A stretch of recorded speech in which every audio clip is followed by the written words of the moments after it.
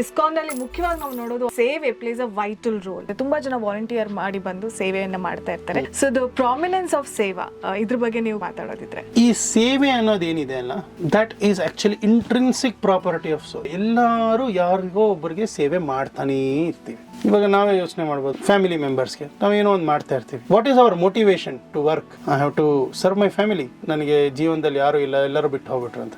ಆದರೂ ಅವರು they will keep A pet. ಒಂದು ಬೆಕ್ಕೋ ನಾಯಿನೋ ಇನ್ನೊಂದು ಅದನ್ನ ಸಾಕಿ ಅದಕ್ಕೇನ್ ಮಾಡ್ತಾರೆ, ಸೇವೆ ಮಾಡ್ತಾರೆ. They take care. ನಾಯಿಗಳನ್ನ ಕರ್ಕೊಂಡ್ ಬರ್ತಾರೆ ಪಾರ್ಕ್ ಅಲ್ಲಿ. ಅದು ಏನಾದ್ರೂ ಇಫ್ ಇಟ್ ಎಕ್ಸ್ಕ್ರೀಟ್ಸ್ ರೆಸ್ಪಾನ್ಸಿಬಿಲಿಟೀಸ್ ಓನರ್ಸ್. ಅವ್ರೊಂದು ದೊಡ್ಡ ಕಾರಲ್ಲಿ ಬರ್ತಾರೆ, ವಾಕಿಂಗ್ ಹೋಗ್ತಾರೆ, ಆದ್ರೆ ಅದನ್ನ ಎತ್ತು ಅವ್ರು ಹಾಕ್ತಾ ಇದಾರೆ.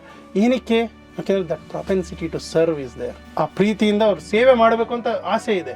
ಆ ಸೇವೆ ಮಾಡೋದು ಏನಿದೆಯಲ್ಲ, ಅದು ಒರಿಜಿನಲಿ ನಮ್ಮದು ಭಗವಂತನಿಗೂ ಇರುವಂತ connection. So when you serve, then you feel happiness.